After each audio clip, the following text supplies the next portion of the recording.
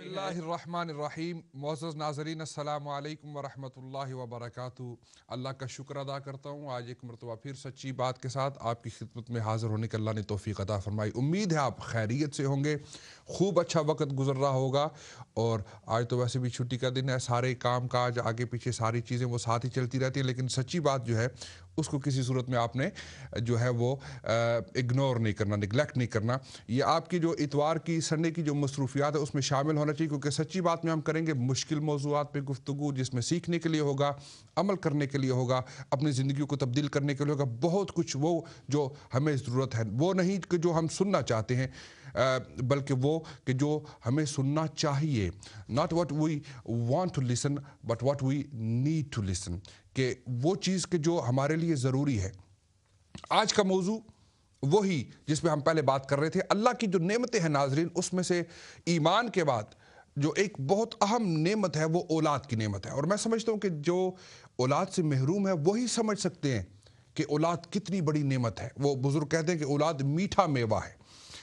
اللہ کی نعمتوں میں بہت بڑی نعمت ہے, بہت عظیم نعمت ہے. دل کا سکون ہے, دل کا چین ہے, دل کا قرار ہے, آنکھوں کا نور ہے. اولاد کی وجہ سے جو ہے وہ زندگی میں رونق ہے. یہ بچے تھوڑی دیر کے لیے گھر میں سو جائیں, ان کی شرارتیں ختم ہو جائیں تو ایسے لگتا ہے جیسے ساری دنیا تاریک ہو گئی. آپ بھی میرے ساتھ ایگری کریں گے, جب وہ تھوڑا تنگ کرتے ہیں, نوئی کرتے ہیں, تھوڑی شرارتیں کرتے ہیں, تھوڑا سا شور مچا رہے ہوتے ہیں, تو ہم بھی کہتے ہیں بھئی ڈانٹ ڈپٹ شروع کر دیتے ہیں, بھئی شور نہیں کرو, شرارتیں بند کرو, بولنا بند کرو, خاموش ہو کے بیٹھ جاؤ. لیکن جب وہ تھوڑی دیر کے لیے جا کے سو جاتے ہیں تو پھر ہمیں ہمارے جو دل ہے وہ بھی تھوڑا سا اس میں دغدغہ شروع ہو جاتا ہے, دل بھی تھوڑا سا مچلنا شروع ہو جاتا ہے کہ ہم یہ چاہتے ہیں کہ وہ ان کی جو رنگینی ہے, ان کا جو حسن ہے, ان کا جو تبسم ہے, ان کی طبیعت کے جو رونقیں ہیں اسے ہمارے گھر میں رونق رہے. لیکن یہ جو جتنی بڑی نعمت ہے اس کی اتنی بڑی حفاظت کرنی پڑتی ہے. جو جتنی قیمتی چیز ہوتی ہے ناظرین, اس کو اتنے زیادہ احتیاط کے ساتھ رکھنا پڑتا ہے, اس کی اتنی زیادہ حفاظت کرنی پڑتی ہے, اس پر اتنی زیادہ توجہ دینی پڑتی ہے, اور اس پر اتنا زیادہ انویسٹ کرنا پڑتا ہے. اولاد اللہ کی بڑی نعمت ہے. اس دنیا میں بھی ہمارے لیے سکون کا اور آخرت میں بھی ہمارے لیے نجات کا ذریعہ بن سکتی ہے, اور یہی اولاد بہت بڑا وبال بن سکتی ہے. اسی اولاد کی وجہ سے دل کا سکون ختم ہو جاتا ہے, راتوں کی نیند برباد ہو جاتی ہے, نام بدنام ہو جاتا ہے, بندہ کسی کو منہ دکھانے کے قابل نہیں رہتا. اور انسان, ہم نے یہ کئی مرتبہ دیکھا, اولاد کی وجہ سے لوگوں کو یہ کہتے ہوئے سنا کہ بھئی ہماری تو زندگی تباہ ہوگی اور آخرت بھی سے تباہ ہو سکتی ہے.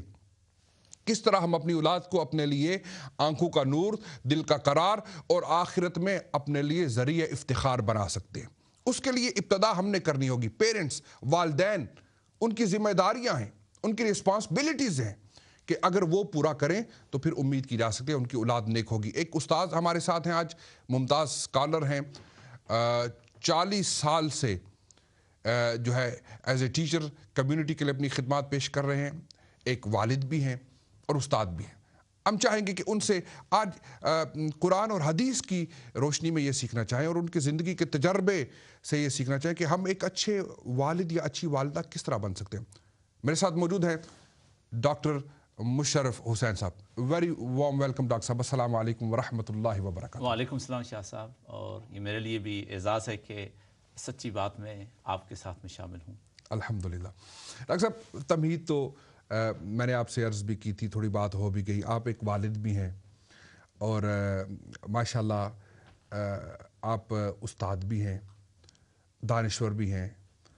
40 سال سے آپ تعلیم دے رہے ہیں, اور میں یہ سمجھتا ہوں کہ آپ کے پیشنس کا بڑا اس وقت امتحان ہوتا ہے. استاد جب پڑھاتا ہے نا جی, وہ بھی ایک روحانی والد ہے یا روحانی والدہ ہے.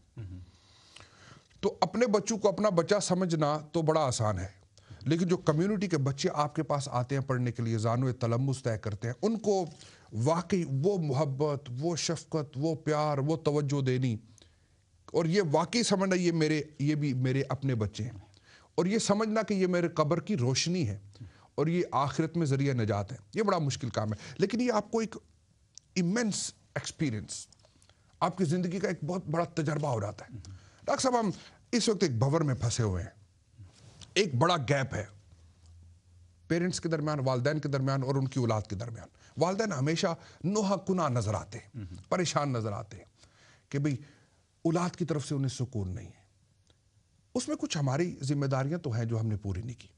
کس طرح ہم ایک اچھے والد اور اچھی والدہ بن سکتے ہیں کہ ہماری اولاد ہمارے لیے ذریعہ نجات بن جائے؟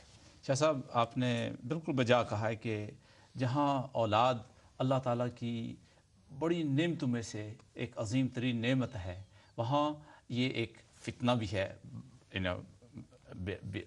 بالفاظ قرآن اللہ تعالیٰ فرماتے ہیں کہ انما اموالکم و اولادکم فتنہ، اور فتنہ سے یہاں مراد یعنی امتحان اور آزمائش، اور اس کے ذریعے اللہ ہمیں ٹیسٹ کرے گا کہ ہم اس نعمت کو کس طریقے سے ارتقا دیتے ہیں، اور اس نعمت کو اصل مقصد یعنی جو نعمتیں ہوتی ہیں ان کو استعمال کر کے خود بھی ان سے مستفید ہونا، دوسروں کو بھی مستفید کرنا، خود بھی نفع حاصل کرنا اور دوسروں کو بھی نفع دینا ہے. اس لیے اولاد کی جو نعمت ہے اس سے ایک تو خود ہم نے نفع حاصل کرنا ہے کہ یہ ہماری زندگی کا سہارا، سکون ہے، بڑھاپے کا ایک قسم کی انشورنس پالیسی بھی ہیں، لیکن اس سے بڑھ کر یہ کہ انسانیت کے لیے ہم ایسے افراد تیار کر رہے ہیں، انسانیت اور اپنے معاشرے کو ایسے اچھے لوگ دے رہے ہیں جو خادم ہوں گے ان کے اور نفع مند ہوں گے. اور جہاں یعنی یہ عظیم نعمت ہے وہاں اس کی دیکھ بھال کرنا واقعی جو ہے ایک بڑا امتحان ہے اور بڑا مشکل کام ہے. اور یہ پوری زندگی کا میں سمجھتا ہوں کہ یعنی کریئر ہے کہ اچھا والد یا والدہ بننا، اچھے والدین بننا جو ہے یہ پوری زندگی کی جو ہے اس میں انسان کو محنت کرنی پڑتی ہے، سیکھنا پڑتا ہے.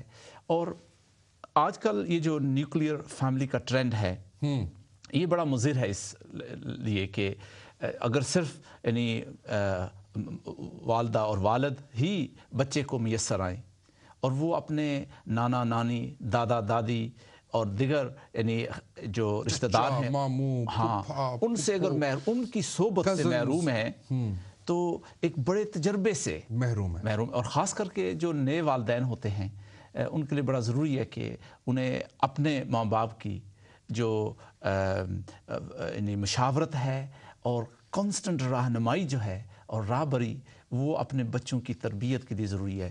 میں نے الحمدللہ مجھے تقریباً 40 سال ہو گئے یعنی قرآن پاک پڑھاتے ہوئے، اور جیسے آپ نے کہا ہے کہ جو استاد ہوتا ہے وہ روحانی باپ ہوتا ہے، اور انگریزی میں بھی اسے لوکس پرنٹائی کہتے ہیں جو نا کہ جو استاد ہے وہ ریلی ایک قسم کا والدین کی جگہ یعنی ہوتا ہے. تو ایک دفعہ میں ٹرینیڈاڈ سے واپس جب آ رہا تھا اپنے لیکچر ٹور سے تو ایک چھوٹا سا خط میں نے دیکھا ایک بچے کا اپنے والدین کی طرف، اچھا کہ میری کیا توقعات ہیں تم سے. تو میں نے اس کا بڑا مطالعہ کیا. ڈاکٹر صاحب ہم تو بعض اوقات معاف کیجیے گا یعنی بچوں کے جذبات اور احساسات ان کو لائق توجہ ہی نہیں سمجھتے. یعنی میں سمجھتا ہوں یہ بڑی ایک اچھی کاوش ہے کہ کم از کم ایک دن کے لیے ایک والد اور ایک والدہ اپنے بچے کے کم ٹو ہز اور ہر شو اس میں بیٹھ کے سوچیں کہ ہمارا بیٹا کس طرح سوچتا ہے یا ہماری بیٹی کس طرح سوچتی ہے، یا وہ ہم سے کیا ایکسپیکٹ کرتے ہیں، ہم سے کیا توقع رکھتے ہیں. یعنی کبھی ان کی جگہ پہ بھی بیٹھ کے سوچیں نا، کبھی ان کی جگہ پہ بیٹھ کے ان کے احساسات، ان کی کیفیات، ان کے نظریات، جس ماحول سے جن حالات سے وہ گزر رہے ہیں، والدین سے جو کچھ وہ چاہتے ہیں، جو توقع کرتے ہیں، کبھی ایک دن کے لیے اگر والدین بیٹھ کے اس ایکسپیرینس سے اپنے آپ کو گزارنے کی کوشش کرے تو میں سمجھتا ہوں یہ جو گیپ ہے کافی کم ہو سکتا ہے.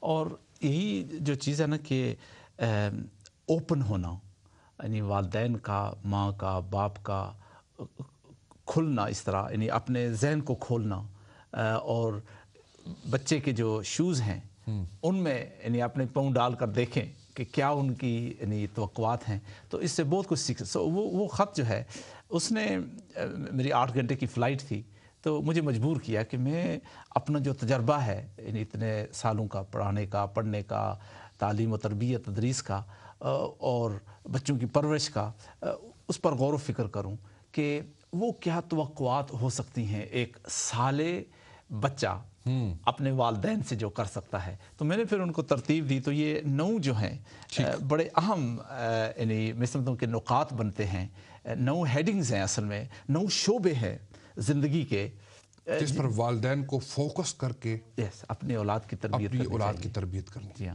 اور اولاد کی توقع کرتی ہے. یہ بڑی یعنی اہم بات ہے کہ انہیں یعنی، اور میں اصل میں یہاں میں جس بچے کی بھی بات کروں وہ بڑا ہونہار اور بڑا ہی زیرک بچہ ہے جائے نا، جو یہ توقعات کر رہا ہے. اصل میں بات یہ ہے کہ ہر بچہ ہی ہونہار ہوتا ہے. ہاں صحیح، ہر بچہ ہی زیرک ہوتا ہے. ہر بچہ جو ہے وہ نابغہ روزگار جینیس بن سکتا ہے. لیکن ڈیپینڈ کرتا ہے، سرکار نے فرمایا ہر بچہ فطرت سلیمہ پہ پیدا ہوتا ہے، پھر اس کے والدین اسے عیسائی بنا لیتے ہیں، نصرانی بنا لیتے ہیں. ہر بچہ جو ہے وہ اپنے وقت کا قائد اعظم بن سکتا ہے. اس میں کوئی شک نہیں ہے. جب کبھی علامہ اقبال اسکول میں گئے ہوں گے یا ان کا بچپن ہوگا تو کس نے جانا ہوگا یہ بندہ اپنے وقت کا علامہ بنے گا. تو یعنی ہمیں ہر بچے کو یہی دیکھنا چاہیے کہ یہ اپنے وقت کا نابغہ روزگار ہے. یہ اللہ تعالیٰ نے ہمیں کائنات کا جو ہے ہونہار ترین اور زیرک ترین بچہ دے دیا. اب ہم نے اس پتھر کو تراش کے ہیرا بنانا ہے. ہاں بالکل یہی بات ہے اصل میں کہ یہ ایک یعنی انمول پتھر ہے جس کو ہمیں اللہ نے یہ طاقت دی ہے کہ ہم اس کو یعنی وہ کٹنگ جو ہے یہ ہمارے سپرد کی ہے کہ اب تم نے یہ کام کرنا ہے. یہی ذمہ داری ہے والدین کی کہ اس بڑے قیمتی یعنی انمول پتھر کو ہم کیا بنا اسکلپچر کرنا اسے. جیسے کہ جو ہے نا اسکلپٹر جو ہے وہ ایک پتھر لیتا ہے اور پھر اس سے جو ہے وہ تراشتا ہے ایک عظیم یعنی ایک اسکلپچر جو ہے. جی اب 9 چیزیں جو آپ بتا رہے ہیں، 9 چیزیں. جی کس سے ہم شروع کریں گے؟ یعنی اس میں یعنی یہ زیرک بچہ، یہ ہونہار بچہ اپنے والدین کو سب سے پہلے یہ کہتا ہے کہ help me develop a strong character by teaching me the meanings of moral values. So یہ پہلی اس سے وہ توقع کرتا ہے. سب سے پہلی توقع بچے کی اپنے والدین سے یہ ہے کہ وہ اس کی مدد کریں گے اور اس کے اندر جو جوہر ہے، اخلاقی جو اصول اور اخلاقی جو اوصاف ہیں، یعنی خلق عظیم اور اوصاف محمدی اور اخلاق محمدی جو ہے، that's what I mean by moral values really, and that's what it is. یعنی آپ کا جو خلق عظیم ہے وہ مجھے سکھاؤ. اور یہ ایک بہت بڑا چیلنج ہے جائے نا کہ خلق عظیم سکھائیں، وہ اوصاف پیدا کریں. ایک استاد کی حیثیت سے میں اب آپ سے ایک سوال پوچھنے لگا. ہمارے معاشرے میں پتہ ہوتا کیا ڈاکٹر صاحب، میری اصلاح کریں اگر میں غلط ہوں تو، جو بچے کو سکھانے کا وقت ہوتا ہے نا 4 سال 5 سال 6 سال 7 سال 8 سال 9 سال 10 سال 11 12 تک 13 تک ایون، وہ تو ہمارے لاڈ پیار میں گزر جاتے ہیں. وہ تو کھیل کود میں لاڈ پیار میں گزر جاتے ہیں. اور جب بچے اپنے پر پرزے نکالنا شروع کرتے ہیں نا، پھر ایک دم ہم جاگ جاتے ہیں. او ہو اب تو یہ ہمارے بچے نیک ہو جائیں. یعنی جو پڑھانے کا، ان کو سکھانے کا، ان کی تربیت کا وقت تھا وہ لاڈ پیار میں بھاگنے دوڑنے میں گزر گیا. اور جب وہ وقت گزر گیا، وہ جوانی کی دہلیز پر انہوں نے جب دستک دی نا، جب جوانی کی دہلیز پہ آ کے وہ دستک دیتے ہیں، پھر وہ ایشوز شروع ہوتے ہیں، پر پرزے نکالتے ہیں، پھر والدین بڑے پریشان ہوتے ہیں. لیکن یہاں جو جس چیز کا مطالبہ کر رہا ہے نا، یہ کس عمر سے شروع ہونا یہ بچہ، یہ تو جیسے کہ حدیث شریف میں آتا ہے کہ جس وقت انسان شادی کرے تو میک شیور یہ کرے کہ وہ صحیح زوج جو ہے، صحیح پارٹنر جو ہے، وہ مرد جو ہے صحیح بیوی، اور بیوی جو ہے وہ صحیح خاوند جو ہے نا تلاش کرے. سو یہ سلسلہ جو ہے اصل میں بڑے پہلے شروع ہوتا ہے جو ہے نا. اس کے بعد پھر جس وقت یعنی بچہ جنین ہوتا ہے، ماں کے پیٹ میں ہوتا ہے، اس وقت بھی یعنی اخلاق، اس وقت بھی ماں کا، باپ کا سننا سنانا اور کھانا پینا، اس سب چیزوں کا اثر ہوتا ہے نا، اسپرچویلٹی جو ہے اس کا اثر ہوتا ہے. اور پھر جب آف کورس یعنی جو یعنی شیر خوار بچہ ہوتا ہے وہ تو جیسے اسپنج کی طرح، اسپنج اگر پانی میں ڈالے تو وہ پانی جو ہے وہ چوس لیتا ہے، آبزرو کر لیتے ہیں سب. جو بچے ہیں اور شیر خوار بچے خاص کر کے، وہ بالکل اسپنج کی طرح ہر چیز کو جذب کرتے ہیں. یہ وہ عمر ہوتی ہے جس میں بچے ایفرٹلیسلی سیکھتے ہیں. جو اور خاص کر کے مثال کے طور پر یعنی جو میوزیکولوجسٹس ہیں ان کے نزدیک یہ ہے کہ بچہ جو میوزک کے جو اصول اور جو ترنم اور جو نغمہ اور جو وہ خوبصورت لہجہ ہے وہ 2 سال تک جو ہے نا، اس کے بعد نہیں جو ہے نا اس سے پہلے یعنی یہ مطلب کہ اس 2 سال تک وہ ابزورو کر لیتا ہے. سو ماں باپ کا لب و لہجہ، ماں باپ کا انداز تکلم، یہ سب کا سب جو ہے وہ بچے میں آ جاتا ہے اس عمر میں. سو اس لیے اس شروع سے ہی جو ہے نا. لیکن اس میں ایک چیز ہے شاہ صاحب کہ انہیں ویری سمپل چیز ہے، وہ یہ کہ ہم والدین کو، ہم ماں باپ کو جو ہے وہ انہیں ایک بہترین نمونہ بن کر رہنا پڑتا ہے جو ہے نا. مشکل ہے. اور یہ جو ہے نا چیلنج ہے اصل میں. اور اس میں ہم لوگ جو ہیں بڑی کوتاہی کرتے ہیں. غیظ و غضب اور اس کے علاوہ انہیں وہ خوش اخلاقی گھر میں نہیں ہوتی جائے نا. میں اب اگر میرے 4 بچے ہیں ماشاءاللہ، وہ اگر دیکھ رہے ہیں یا میرے رشتہ دار دیکھ رہے ہیں تو شاید وہ کہیں کہ یہ یار یہ بڑا منافق ہے جو ہے نا، باتیں اخلاق اور اونچی کرتا ہے لیکن اس کا عمل جو ہے شاید ایسا نہیں ہے.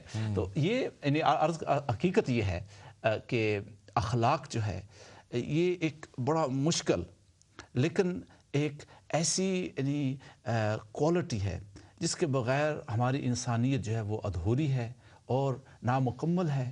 اور اسی لیے میں نے اس کو سب سے پہلے لکھا ہے. اور بچہ یہ مطالبہ کرتا ہے اب والدین سے کہ مجھے اخلاق سکھاؤ شروع سے اس میں سچائی، صبر و تحمل ہو تمہارے اندر، دیانت ہو، اس کے بعد ایمانداری ہو، اپریشیٹو ہو، شکر گزار ہو. اس کے متعلق بھی ایک خاص پورا ایک موضوع آتا ہے جو ہے نا. لیکن یہاں جس چیز کی وہ مطالبہ کر رہا ہے وہ یہ کہ نمونہ بن کر رہو. یعنی نمونہ بنو جرت کا، نمونہ بنو یعنی شرم و حیا کا، نمونہ بنو رحم و کرم کا. یعنی کرم سے یہاں مراد یعنی کریم بنو، جیسے اللہ کی ذات کریم ہے ہمیں بھی کریم ہونا چاہیے کہ بن مانگے دیں.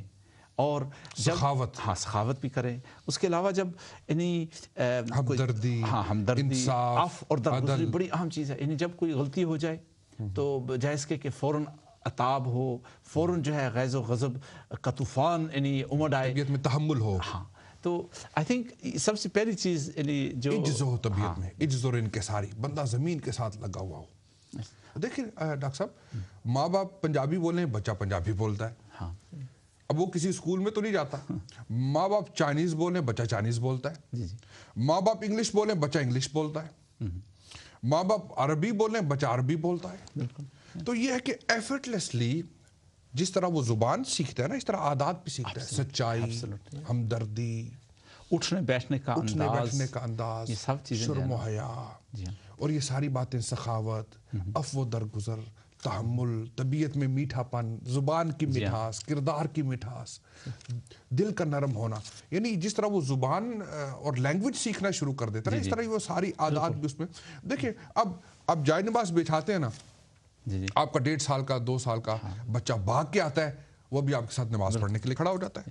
بڑے نقال ہوتے ہیں بچے جو ہیں بہت بڑے نقال. They are really very good, copy کرتے ہیں، ہر چیز میں امیٹیٹ کرتے ہیں. اور اس چیز سے ہمیں فائدہ اٹھانا چاہیے اور انہیں ایسا نمونہ پیش کرے کہ واقعی جو ہے وہ یعنی ایک بہترین انسان بن سکیں. اور اس کے لیے ہمیں خود اسوہ محمدی اور خلق محمدی صلی اللہ علیہ وسلم اپنانے کی ضرورت ہے اور مجسمہ بن جائیں عفو اور درگزری کا، صبر و تحمل کا، شکر گزاری کا، اور رحم و کرم اور سخاوت کا، جرت اور انصاف کا جو ہے نا. یہ جو اوصاف ہیں یہ اصل میں ہم لوگوں نے ان کو لفظ سمجھا ہوا ہے، افسوس جو ہے نا. حالانکہ آپ کوئی ایک لے لیں، مثلا صبر لے لیں جو ہے نا. یعنی صبر کے متعلق قرآن پاک نے درجنوں مرتبہ حکم دیا ہے. ہم لوگ ویسے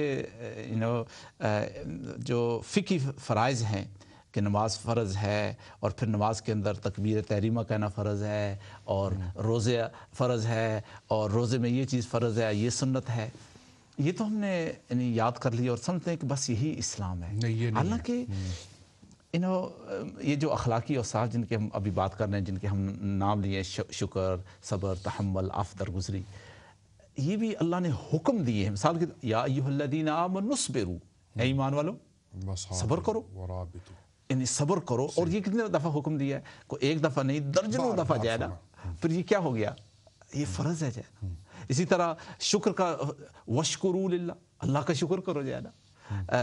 اسی طرح تحمل اور عفو کا واعف عنہم، یعنی ہر ایک یہ جو اخلاقی صفت ہے اس کا خالق کائنات نے درجنوں مرتبہ حکم دیا. اور پھر یہ کہ رسول کریم صلی اللہ علیہ وسلم کا اس کا مجسمہ پیک کر اور ایک لیونگ نمونہ بنا کر پیش کیا. فرمایا لقد کان لکم فی رسول اللہ اسوۃ حسنہ. اور نبی پاک صلی اللہ علیہ وسلم نے خود ارشاد فرمایا کہ انما بعثت لاتمم مکارم الاخلاق. صرف اور صرف میں اخلاق کو اعلیٰ درجے تک پہنچانے کے لیے بھیجا گیا ہوں. اس خط کو بھی اگر ہم ساتھ ساتھ ہاں جی سو پہلا اس بچے کی جو پہلی توقع ہے وہ یہ کہ میں ایک بہترین اخلاق والا ماحول اور والدین چاہتا ہوں جو ہے نا, اور بڑی عقل مندانہ جو ہے نا اس کا یہ فیصلہ ہے. اس کے بعد وہ کہتا ہے کہ help me to learn and understand Islam. یعنی مجھے مدد کرو کہ میں اپنے دین کو سمجھ سکوں. صحیح. اور یہاں یہ ہے کہ جب تم مسجد میں جاؤ تو مجھے اپنے ساتھ لے جاؤ, اور پھر یہ کہ میری بہتری کے لیے, میرے ایمان کی مضبوطی کے لیے, میرے حب الہی اور حب رسول کے لیے دعا گو بھی ہوا کرو جائے نا.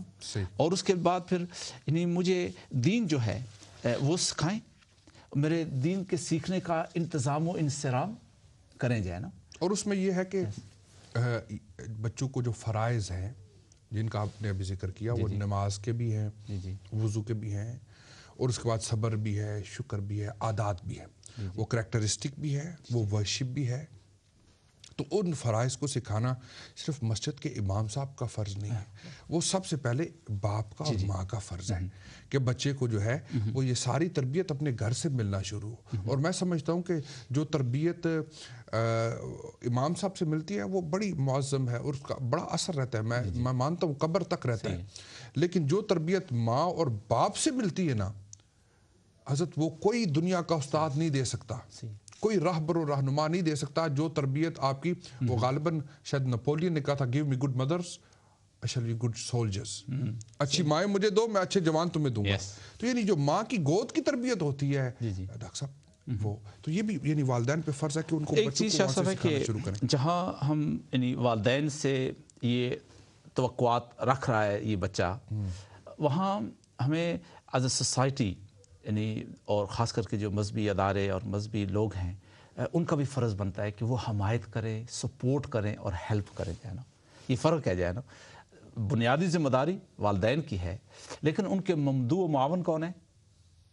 ہمارے مذہبی اداروں کو, ہمارے مسجد کو. میں اب الحمدللہ ہمارا جو رول رہا ہے یا نوٹنگھم میں پچھلے 25 سال سے, میں اور الحمدللہ میں بڑا ایک لحاظ سے خوش قسمت ہوں کہ ان نوجوانوں کو ہم دیکھ رہے ہیں جن کی آج سے 25 سال پہلے جو 15 سال کے تھے اس وقت یا 12 سال کے تھے, ہم نے ان کی جب مدد کی, تربیت کی. And that's what it was.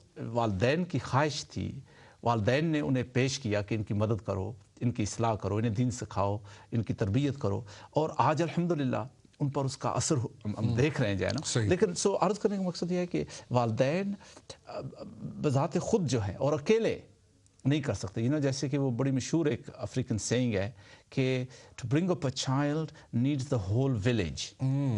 پورے گاؤں کو جو ہے نا, پوری کمیونٹی کو اس میں حصہ لینا ہوگا. صرف یہ کہنا کہ میں اکیلے کر لوں گا نہیں.